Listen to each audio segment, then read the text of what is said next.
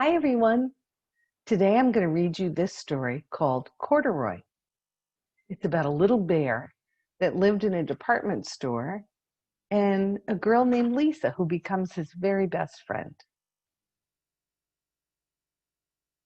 This book was originally published in 1968, so it's been around for a long time.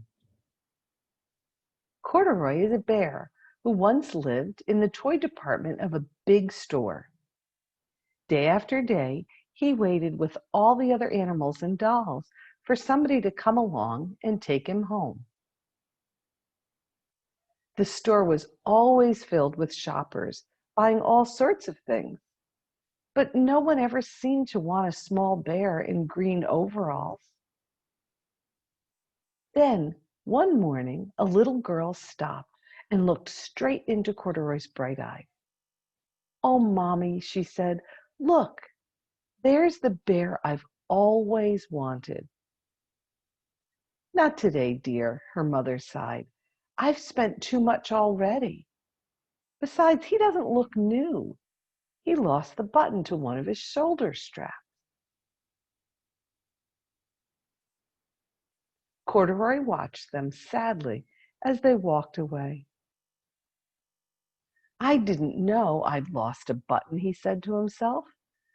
"Tonight, I'll go see if I can find it." Late that evening, when all the shoppers had gone and the doors were shut and locked, Corduroy climbed carefully down from his shelf and began searching everywhere on the floor for his lost button. Suddenly, he felt the floor moving under him. Quite by accident, he had stepped onto the escalator, and up he went. Could this be a mountain, he wondered? I think I've always wanted to climb a mountain. Sometimes the escalator feels like that if they're really tall, doesn't it? I don't always like them. He stepped off the escalator as it reached the next floor, and there before his eyes was the most amazing sight. Tables and chairs and lamps and sofas and rows of beds. "This must be a palace," Corduroy gasped. "I guess I've always wanted to live in a palace."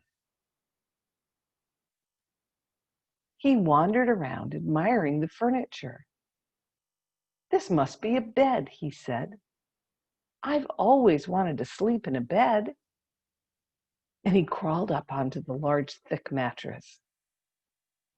All at once he saw something small and round. "Why, here's my button," he cried, and he tried to pick it up. But like all the other buttons on the mattress, it was tied down tight. He yanked and pulled with both paws until pop! Off came the button, and off Corduroy toppled. Bang! Into the tall floor lamp. Over it fell with a crash. Corduroy didn't know it, but there was someone else awake in the store. The night watchman was going his rounds on the floor above. When he heard the crash, he came dashing down the escalator. "Now, who in the world did that?" he exclaimed. "Somebody must be hiding around here." He flashed his light under and over sofas and beds until he came to the biggest bed of all. And there he saw two fuzzy brown ears sticking up from under the covers. "Hello," he said. "How did you get upstairs?" The watchman tucked Corduroy under his arm and carried him down the escalator and set him on the shelf in the toy department with the other animals and dolls.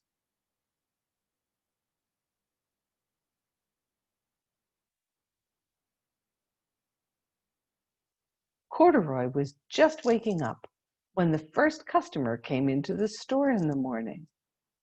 And there, looking at him with a wide, warm smile, was the same little girl he'd seen only the day before.